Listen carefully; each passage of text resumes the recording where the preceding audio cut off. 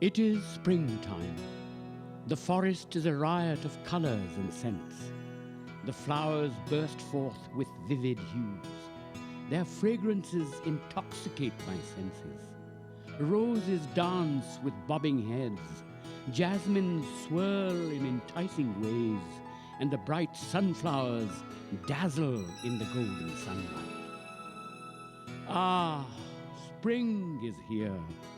My senses are awakened, and I am filled with joy. I am Karadi the bear.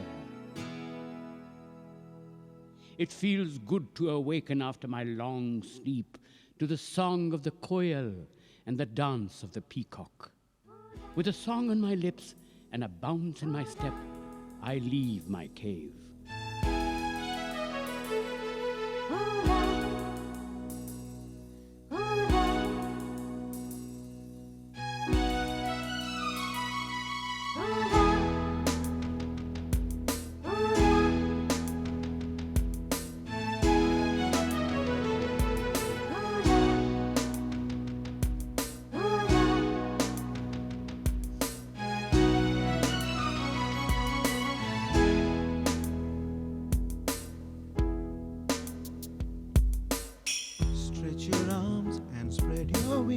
Spring is here to stay. Sing a song and swirl around. Winter's gone away.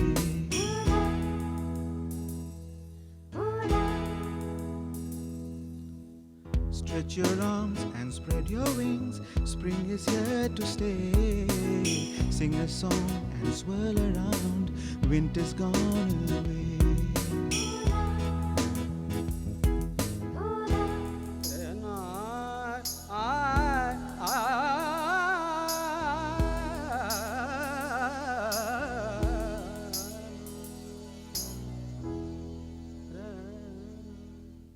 Leaves are sprouting, squirrels shuffling, the cuckoo trills in delight.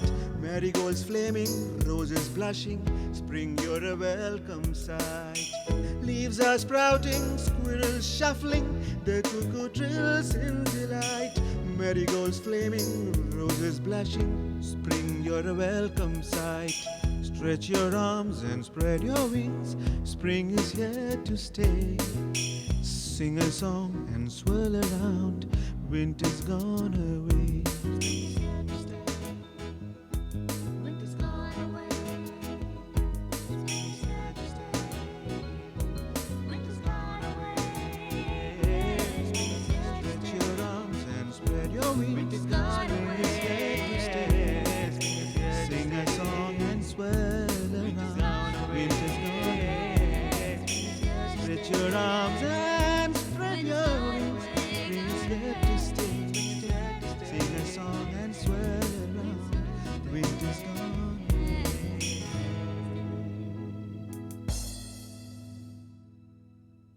A sudden harsh sound destroys the enchantment of the beautiful spring morning.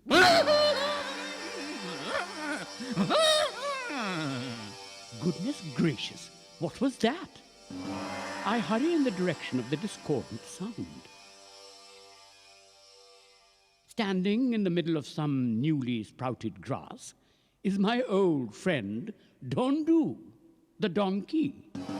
With his head raised to the sky, eyes closed, oblivious to his surroundings, Dondu was braying loudly. Hands over my ears, I yell, "Dondu, stop that at once!" Shaken out of his singing reverie, Dondu looks at me with hurtful eyes. Oh, Karadi, why did you do that? It has been a long time, you know, since I sang. And aren't we all glad because of that? I think to myself. The song of the koel was so beautiful. Continued Dondu. I just had to join her. Don't you think we sang a perfect duet? Dondu, I say irritatedly. Have you forgotten what happened when you sang last year? Embarrassed, Dondu mumbles. Frankly, I think these humans have no ear for music. what a beautiful moonlight sonata I sang that day. But was there any appreciation? I chuckle. Moonlight sonata? More like moonlight madness. My mind travels back to that day. Would you like to hear where Dondu's music took him last year? Dondu used to work for a washerman who lived in a village just outside the forest. All day long, Dondu would carry the washerman's load from the village to the river and back again. However, at night, when his work was done, Dondu roamed around the village. In his youth, Dondu must have been a handsome fellow. But age and hard work had caught up with him, and now he was old and lean. The thick grey fur that once covered his body had now grown thin and sparse. His teeth, which could chew even tough leather, had begun to fall. But Dondu did not care. Uncomplaining, he went about his work. He liked the washerman and enjoyed his work also. But more than anything, Dondu looked forward to the time when he could sing.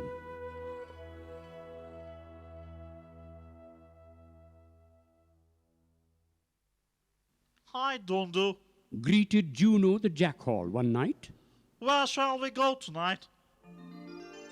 Juno and Dondu were good friends. Every night they would meet outside the village and wander in search of food. You know, Juno, Said Dondu. I heard the washerman tell his wife about a new cucumber patch that has been laid. Shall we go in search of that? It has been ages since I have eaten any cucumbers. Come on then. Said Juno. Off went the two in search of the cucumbers. It wasn't long before Juno's sharp nose found the garden where they grew. Dondu could not believe what he saw. There were cucumbers everywhere. They grew in every shape and size. Fat, juicy cucumbers, long, tender ones, small, sweet and crisp, and some that were so huge that the creepers bent under their weight. In shades of green and yellow, the cucumbers were a sight to behold. Dondu stood enthralled. Soon there was a small pool of water around his legs. Stop drooling, you donkey. Whispered Juno. Come, let us eat. Quietly, Dondu and Juno entered the garden.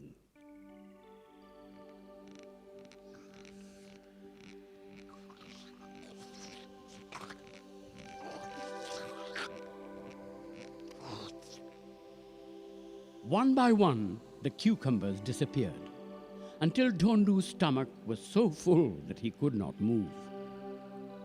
He let out a huge burp.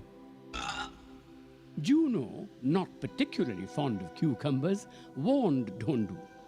Come on, Dondu. Let's get out of here. We don't want to be caught. With great difficulty, Dondu staggered out of the cucumber garden. Goodbye, Juno. He mumbled, Good night, Dondu. Sleep well. said Juno, bidding farewell to his friend.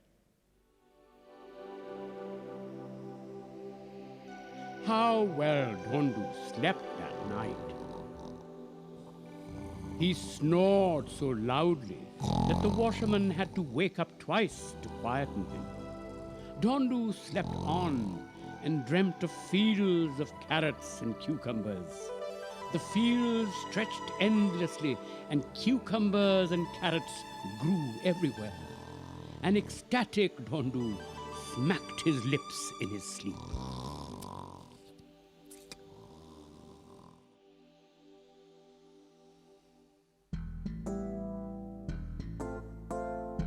The next morning, Dondu's mind was not on the job. Clothes kept falling off his back, and his legs kept leading him to the cucumber garden. Dondu, where you are going? The washerman screamed. The washerman could not understand what had come over his loyal donkey. Has this fellow grown so old? The washerman wondered. Dondu, you are going to be thrashed soundly. He threatened, getting impatient with a disobedient Dondu. Go towards the river quickly, or you shall sleep without any supper tonight. Huh? When will the day end? When can I get my cucumbers? Dondu fretted. He smiled to himself. No supper? What did he care? He had a whole field of cucumbers to feast from. Finally, night came, and Dondu ran to the cucumber field. Juno, who came a few minutes later, could not believe the speed at which his friend was gorging the vegetables. Night after night, Dondu visited the field and ate more cucumbers.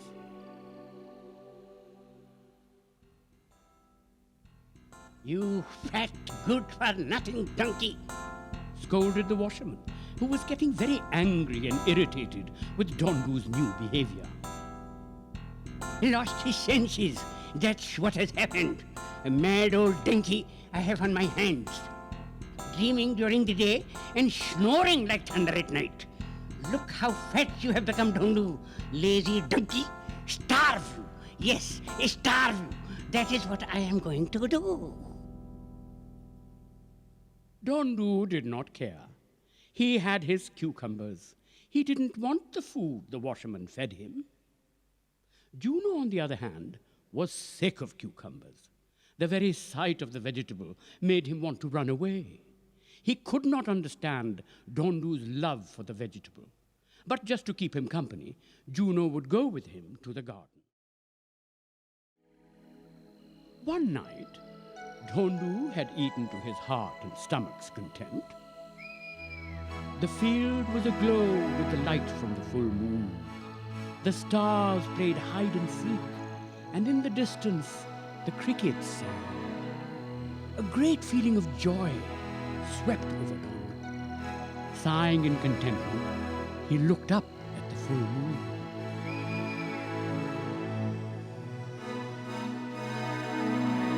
Juno, I feel like singing. Juno panicked.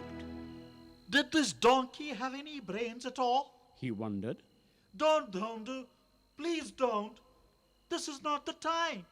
Maybe tomorrow. Or even better, maybe next week you can sing. I hear they are auditioning for a new musical. You can sing there. Come, let us leave now before someone sees us. Oh, but Juno, this is the perfect time. The night is beautiful. The moon shines in all its splendor. You have to understand that these are very important elements for a musician. It is not often that a singer has the perfect mood. I wish to sing. I have to sing. Dondu insisted, clearing his throat and getting ready to break into song. Dondu, please don't. Juno begged. The farmers will hear you and come after us. We are thieves. If they find us, they're sure to beat us to death. And another thing, Dondu, your voice isn't exactly very sweet, you know. Dondu's pride was hurt. What did Juno know about music? His howl was so sharp that it hurt the ears. I will give him a lesson or two in singing, he thought. Juno, there are certain things about which you are ignorant. I know you envy my beautiful voice and my singing. You don't wish for everyone to gather around and start applauding. But do not fret, my dear friend. I will teach you to sing later. Right now, I have to sing.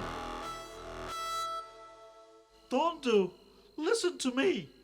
Your brain can be heard far and wide, and it isn't a pleasant sound. Listen to me and do not sing, warned Juno again. Dondu was beginning to get angry. Juno, I am tired of your arguments. Please leave if you wish to. There are others who appreciate my songs. Saying this, Dondu raised his head, cleared his throat, and started to sing. Don't say you were not warned, said Juno, leaving. He did not wish to be caught with Dondu when the villagers came, and Juno was certain that they would. Dondu began his song. Shining, shimmering, beautiful moon, I would like to sing you a tune. White and winsome, way up high, you're the prettiest in the sky. Shining, shimmering, beautiful moon.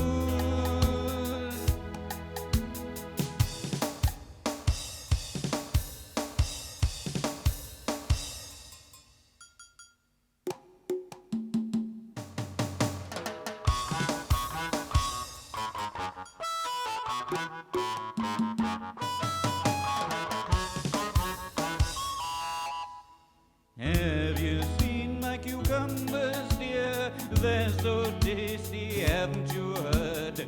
I could eat them all day long. Won't you come and dine along? Shining, shimmering, beautiful moon, I would like to sing you a tune. Shining, shimmering, beautiful moon, oh, shining, shimmering, beautiful moon, oh, shining, shimmering, beautiful moon.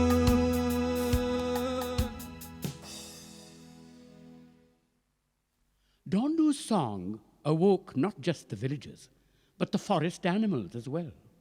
Sticks in their hand, the villagers rushed to the cucumber garden. Blissfully unaware of the riot he was causing, Dondu continued his full-throated braying.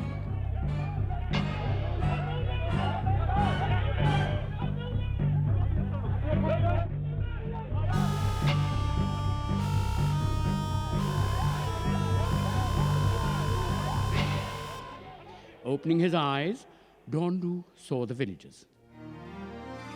A smile lit his face. Ah, there they were, his admirers. With renewed vigor, Dondu sang more loudly. It was unbearable. The villagers thought their eardrums would burst. Dondu, stop that noise, you stupid donkey, at once! The washerman shouted. Dondu felt a blow on his back. Surrounding him were the villagers with sticks in their hands. A few had begun to beat him. Stop that horrible sound, you stupid donkey! One of the villagers barked. Dondu's back hurt. Stop, you tone-deaf creatures! No ear for music. Dondu's pleas were drowned by the villagers' shouts and yells. He was beaten black and blue. Then they dragged him out of the cucumber garden and left him there. Juno, waiting outside, in hiding, licked Dondu's wounds, feeling very sorry for his friend.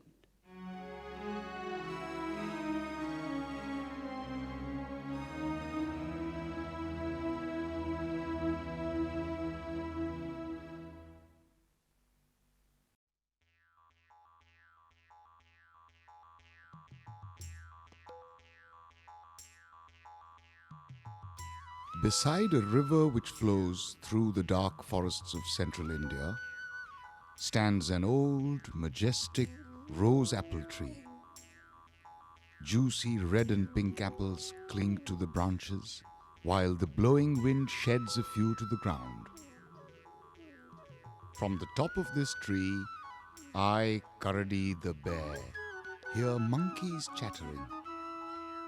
I can see naughty Pink Face swinging from branch to branch, teasing the other monkeys while eating apples.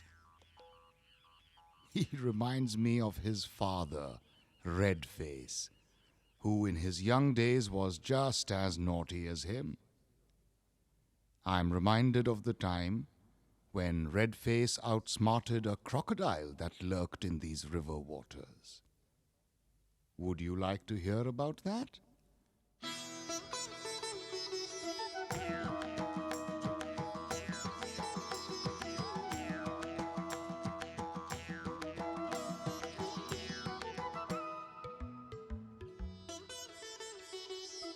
In those days, many hungry crocodiles used to swim in the river. Red Face was always full of pranks. He would sometimes climb to the top branches of the tree and throw some ripe apples at the hungry crocodiles, trying to annoy them. Now, we all know that crocodiles do not eat fruit, don't we? But one day, Red Face threw an apple at a crocodile who, as always, was sleeping with his mouth open. The apple landed in the crocodile's mouth. Aroused, he crunched the apple and loved the taste of it. Hurrah! Thought Jagged Jaws, for that was the crocodile's name. His jaws were huge and ugly. When opened, they revealed 2 rows of sharp, pointed teeth. If the monkey with the red face became my friend, Thought Jagged Jaws, I would never have to be hungry again. Whenever I am too lazy to hunt for food, he can feed me the rose apples. So Jagged Jaws swam up to the tree and began to cry. Huge crocodile tears fell from his eyes. Red Face, listening to his wails, said, Stop! Stop that, you beastly crocodile. Why do you cry near my rose apple tree? Oh, my dear friend, please do not be unkind. For days I have not eaten a morsel of food. My stomach growls, my head spins, and I fear that I am going to die. Would you, out of the kindness of your heart, throw me a few rose apples and save me from death? Saying this, Jagged Jaws once again wept more crocodile tears.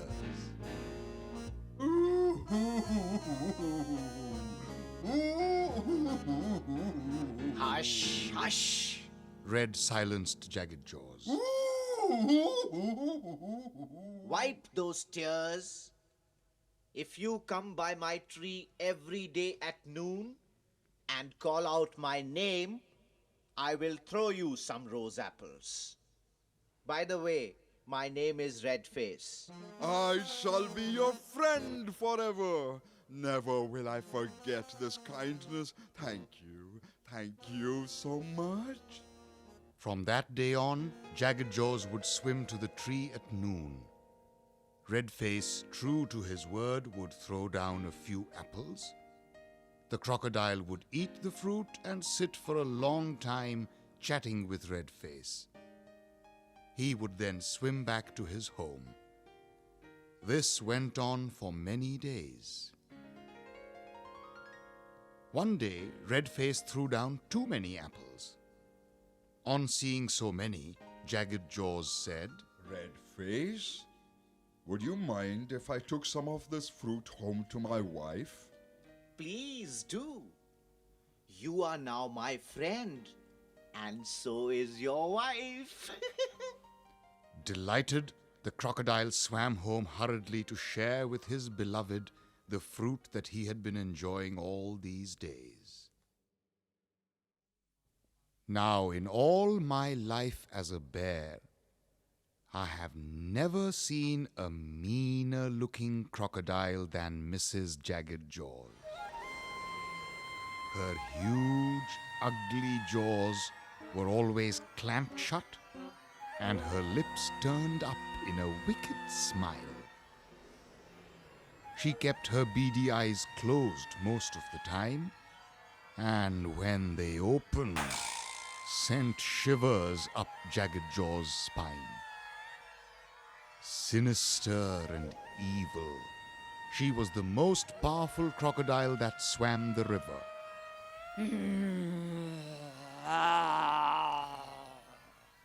Sweetheart, look what I have brought for you. On hearing her husband call out to her, Mrs. Jagged Jaws eagerly came out.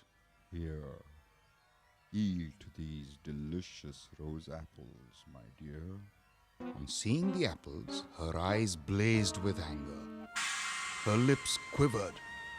She would have hissed if she could. Jagged Jaws trembled. Apples! Apples! Is that what you have brought me? Are you out of your mind, or did you think I was a vegetarian? Lashing her powerful tail, Mrs. Jagged Jaws grabbed one apple and threw it at her husband. No, no. Stop. Stop. Please taste one, and I promise that you will ask for more. Swimming towards her, Jagged Jaws thrust an apple into his wife's snarling mouth.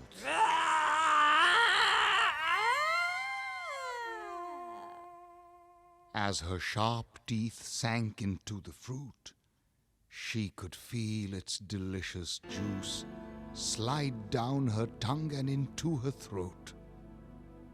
The sweetness of the rose apple made her gasp in delight. Greedily, she grabbed all the apples from her husband and gobbled them up. Oh my! Oh my! She sighed, smacking her lips.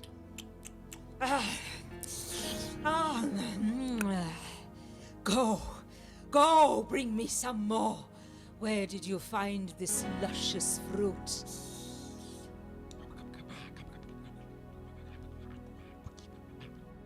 Jagged Jaws then explained to his wife the way he had befriended Redface. As Mrs. Jagged Jaws listened to her husband, her eyes began to sparkle wickedly. Aha! She thought, How wonderful! How divine these apples taste! A creature who always eats this sweet fruit must surely have a heart that is much sweeter. Oh, how I would love to sink my teeth into the heart of that red-faced monkey. as she thought this, she began to drool from the corners of her mouth. My lord? She called to her husband. Jagged Jaws startled. In all the time that he had been married, his wife had never addressed him thus. He sensed that her evil mind was plotting something wicked. With his heart beating fast, he asked, Yes, dear. My lord, sang the missus again. forget about the rose apples. Go to your friend. What did you say his name was? Crimson Face? No, Red Face. Yes, Red Face. I want to meet him. Invite this precious friend of yours over to dinner. Saying this, she laughed, an eerie cackle. And guess what we are having for dinner? Apple-flavored monkey's heart. Jagged Jaws shivered. He begged. He pleaded. He cried. He wept real tears, but his wife was not moved. Chop! You have always obeyed my wishes before. What is the matter with you now? Listen to me, and listen well. If you do not bring the creature's heart for me to eat, I promise I shall lie here and fast to death. Realizing how determined his wife was, poor Jagged Jaws was miserable. What shall I do now? How can I kill Redface, my good friend? I have to come up with a plan.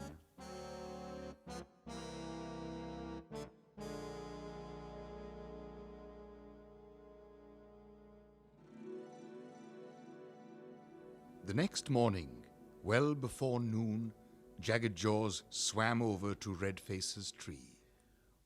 What brings you here so early, Jagged? And why are you looking so sad? Red, my wife and I had a fight yesterday. She scolded me, called me an ungrateful friend. You have been so generous to me, but I have not invited you to my home even once. Her words deeply shamed me. I realize that I have been selfish and greedy. Please forgive me. I would like you to come to my house for dinner tonight. My wife will never forgive me if I do not bring you. That is kind of you, Jagged. But you know that I live on land while your house is in the water. How can I come? My home is on a lovely stretch of sand on the other side of the river. If you hop on my back, I will safely take you there and return you to your home after dinner. There is nothing to fear. Redface considered the idea for a while. Okay, Jagged. I accept your invitation. Why don't you come by later in the evening and you can take me to your house? Delighted that his plan was working, Jagged was back at the tree just as evening set in. With Red seated on his back, Jagged started swimming through the dark waters of the river at a great speed. The waters roared and rushed by them. Red was terrified. He clutched onto Jagged's neck tightly. Hey, my friend, take it easy. Please, go slow. My whole body is drenched with water. Hearing Red's terrified cries, Jagged began to think. Red is completely in my power. If he slips off my back and falls into these waters, he will surely die. Why don't I tell him the real reason for the invitation to my house? I wonder what he will do. With this in mind, Jagged Jaws said, My friend, if you must know, I am not taking you for dinner to my home, but as dinner to my wife. Saying this, Jagged Jaws dived down into the water. When he came up, Red sputtered and choked. Jagged! Why are you doing this to me? It is like this, Red. My wife, after tasting those delicious rose apples, began to show an uncontrollable craving for your heart. She thinks that it must be even more delicious than the rose apples. Remember, I told you before that Redface was a smart monkey. Even though terrified, he acted calmly. Putting on an air of bravery, he said, Oh dear, what a pity. Why didn't you say so before? Then I would have brought with me my other heart, which is so wonderfully sweet. I usually keep that tucked away in a hollow of my tree. Jagged panicked. Oh God, what have I done now? He thought. Why risk the wife's anger by bringing her a tasteless heart?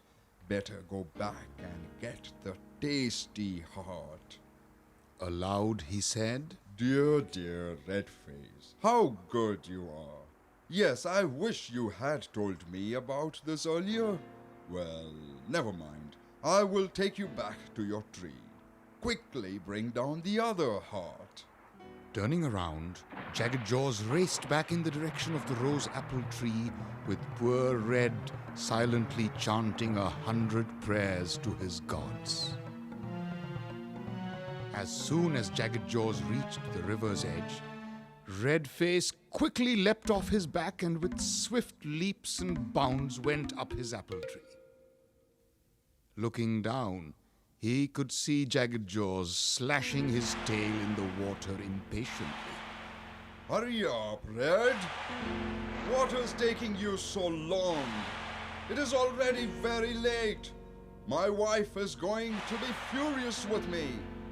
Hand me the other heart so that I may go to her. From up the tree, Redface laughed loudly. You heartless villain! You stupid, thick-skinned reptile, ungrateful wretch! Fool! Does any creature in the world possess 2 hearts? Go home and don't dare come near my rose apple tree ever again.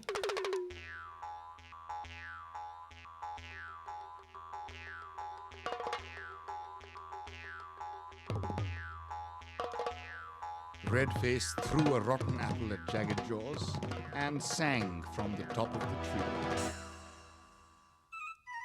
1 heart, 2 hearts, 3 hearts, 4. Mr. Jagged Jaws, would you like some more? 1 heart, 2 hearts, 3 hearts, 4. Mr. Jagged Jaws, would you like some more? You knave, you fool, you ungrateful fellow. I never thought you would stoop so low. 1 heart, 2 hearts, 3 hearts, 4. Mr. Jagged Jaws, would you like some more?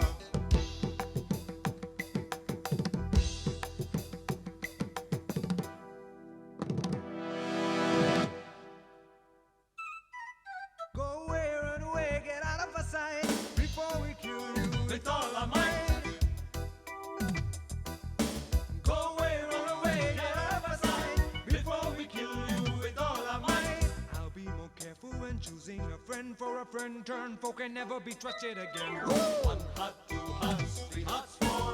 Mr. Jagged Jaws, would you like some more? You knave, you fool, you ungrateful fellow. I never thought you would stoop so low. 1 heart, 2 hearts, 3 hearts, 4. Mr. Jagged Jaws, would you like some more? 1 heart, 2 hearts, 3 hearts, 4. Mr. Jagged Jaws, would you like some more?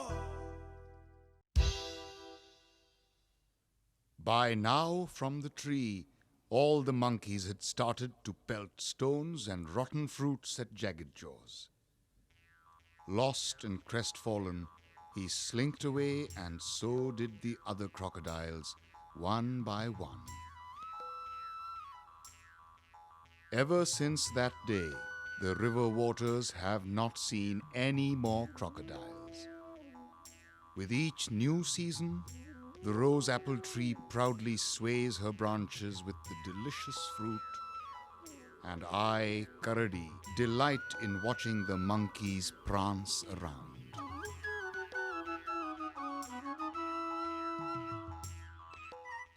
1 heart, 2 hearts, 3 hearts for Mr. Jagger Jaws. Would you like some more? 1 heart, 2 hearts, 3 hearts for Mr. Jagger Jaws. Would you like some more? You knave, you fool, you ungrateful fellow. I never thought you would stoop so low. 1 heart, 2 hearts, 3 hearts for Mr. Jagger Jaws. Would you like some more?